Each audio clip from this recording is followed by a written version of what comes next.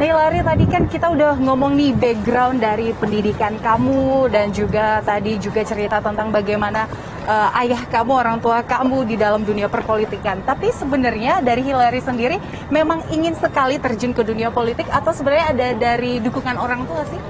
Kalau saya, almarhum ibu saya awalnya yang akan mencalonkan diri jadi anggota DPR RI. Tetapi waktu itu saya nego lah karena 1 tahun sebelum pencalonan saya posting di Instagram ada foto saya bersama teman-teman pakai jas kampus untuk bisa datang ke DPR. Datang ke DPR itu kita studi lapangan ya. Sampai situ saya udah foto dan sampai sekarang di Instagram masih ada tracknya. Jadi udah foto dan udah bermimpi suatu hari pengen ada dapat tempat di sini buat bisa nyuarain suara rakyat.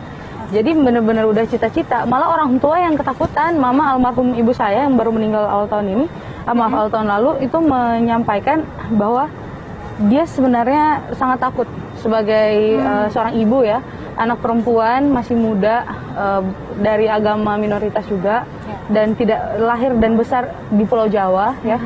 Dan bapak saya mantan napi korupsi. Dia sangat takut sekali saya kena getah politik gitu ya, sehingga pada saat dia masih hidup saya berupaya untuk meyakinkan dia bahwa saya punya tekad yang cukup kuat untuk mengabdi buat masyarakat di dunia politik. Orang tua dalam hal ini ibu cukup khawatir. Apa sih pesan yang paling kamu ingat dari kekhawatiran ibu tersebut ketika kamu akhirnya memutuskan terjun ke dunia politik? Dia masih merasa bahwa kenangan soal ayah saya, bagaimana politik bisa menggunakan hukum sebagai alat, itu kemudian membuat dia khawatir bahwa walaupun saya tidak melanggar hukum, saya bisa disalahkan, dikriminalisasi dan lain sebagainya. Sehingga saya kemarin menunjukkan ke ibu, ke almarhum ibu saya bahwa saya mengambil background hukum untuk pendidikan karena saya sampai dapat S1 di universitas termahal di Indonesia ya. Itu gratis. S2-nya juga beasiswa di Amerika gratis. Karena memang saya meminati hukum dan politik. Sehingga dia bisa yakin dan memberikan saya kesempatan untuk bisa join ke politik. Dalam artian kamu masuk ke dunia politik tapi kamu memiliki bekal. Ya, tidak gamblang hanya masuk saja. Tapi untuk saat ini kan kamu masuk di Partai Nasdem ya. Dari sekian banyak fraksi, kenapa sih Nasdem? Gratis. Jujur aja karena gratis. Jadi karena Nasdem waktu itu lagi tagline-nya benar-benar kuat, politik tanpa mahar ya. Saya cari partai gratisan intinya. Dan partai gratisan ini membuat saya bisa saat itu walaupun kompetitor saya mantan menteri, mantan gubernur, jenderal, purnawirawan, saya datang sebagai caleg modal sosmed gitu ya. Caleg yang bawa 300-400 ribu ke pasar, terus belanjaan barito namanya kalau di Manado bilang, bawang rica tomat, begitu ya. Dan itu benar-benar pengalaman yang luar biasa, sehingga saya bisa dengan yakin dan gamblang bilang ke anak muda Indonesia bahwa di era revolusi di industri ini tidak ada yang mustahil, karena kalian bisa dengan media sosial, dengan teknologi, dibukakan kesempatan yang jauh lebih besar menjadi politisi, bisa ada yang sampai jual selfie dapat jadi miliarder, bisa juga gitu kan. Sehingga kemudian era ini membuka kesempatan buat anak muda untuk bisa lebih kuat gitu, meyakini bahwa dia bisa mencapai mimpinya. Kamu salah satu orang yang juga menggunakan sosmed dengan cukup lantang kalau bisa dikatakan sebagai anggota DPR termuda. Banyak netizen kan, banyak yang sering komentar-komentar negatif. Cerita dong gimana sih? Saya sampai bikin buku ya, saya sampai bikin buku judulnya Dewan Perwakilan Netizen, di mana ketika suara rakyat itu tidak sama dengan suara netizen. Jadi saya bikin satu teori bahwa ternyata benar ketika kita berurusan dengan orang yang punya kemampuan untuk mengatur fake account, saya sampai lihat, oh jadi jasa komentar itu 30.000 per 100 komentar. Kalau ternyata saat ini reputasi di dunia nyata ditentukan oleh reputasi di dunia maya, seperti Polri, TNI itu bahkan bisa goyang untuk keputusannya, untuk bisa terintervensi dengan pikiran-pikiran netizen. Padahal kadang netizen itu netizen berbayar gitu. Sehingga saya bisa bilang bahwa di zaman ini tidak bisa dibilang 100% netizen itu suara rakyat. Suara netizen tidak 100% suara rakyat. Tapi nih Hillary, kamu bilang suara rakyat itu berbeda dengan suara netizen. Nah, kalau suara rakyat Indonesia sendiri menurut kamu seperti apa?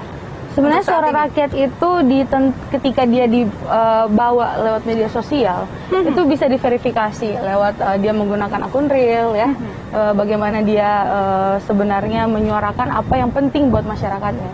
kalau netizen Indonesia selain banyak sekali yang mudah terprovokasi, banyak sekali juga yang seakan-akan itu takut sama fake account. Fake account itu kan akun pro buzzer berbayar yang kadang membuat satu isu itu menjadi seakan-akan besar, menjadi liar, tanpa kemudian diverifikasi dan tanpa perlu bertanggung jawab karena dia menggunakan akun fake.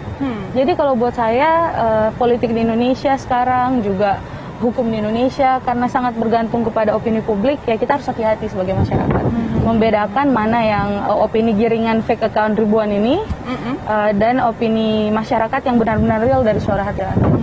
Kamu mendapatkan banyak kritikan, apalagi dari netizen yang fake account tersebut.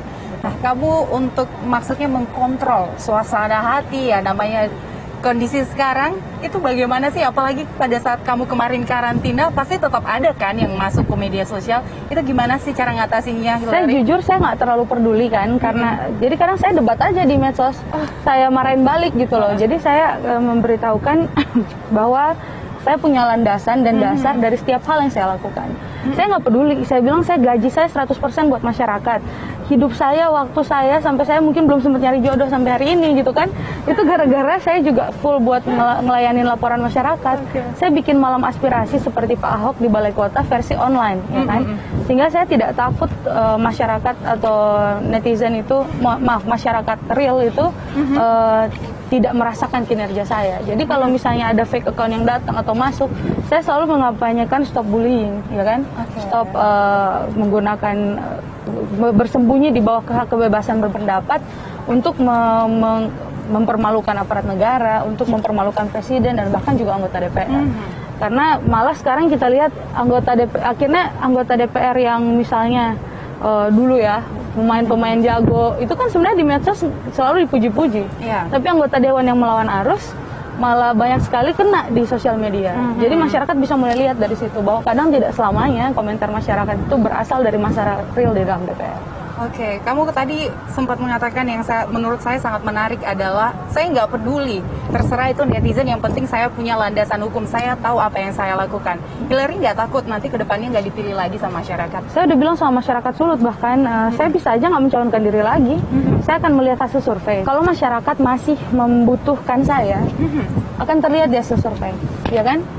Saya selalu bilang di Jepang itu orang sangat berintegritas karena ketika dia terlibat skandal dia bunuh diri.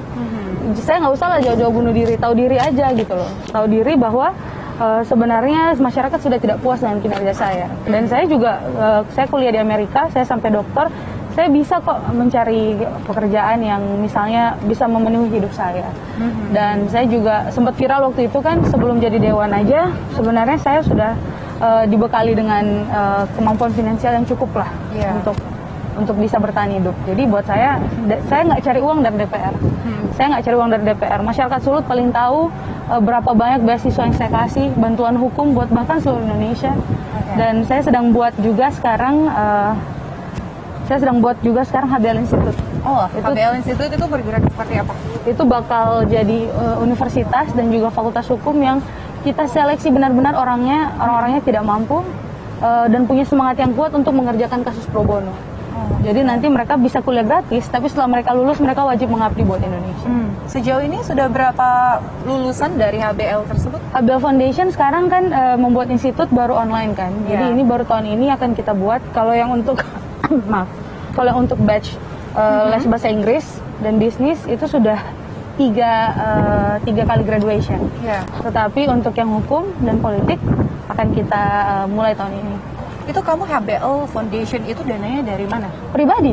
Kamu pribadi? Jadi usaha bapak saya yang dulu dan ibu saya almarhum yang diberikan ke saya, semua hasil usahanya mostly dibuat untuk membiayai anak-anak itu. Jadi saya juga, karena saya bukan yang tipe-tipe kayak mesti mobil mewah atau apa gitu kan.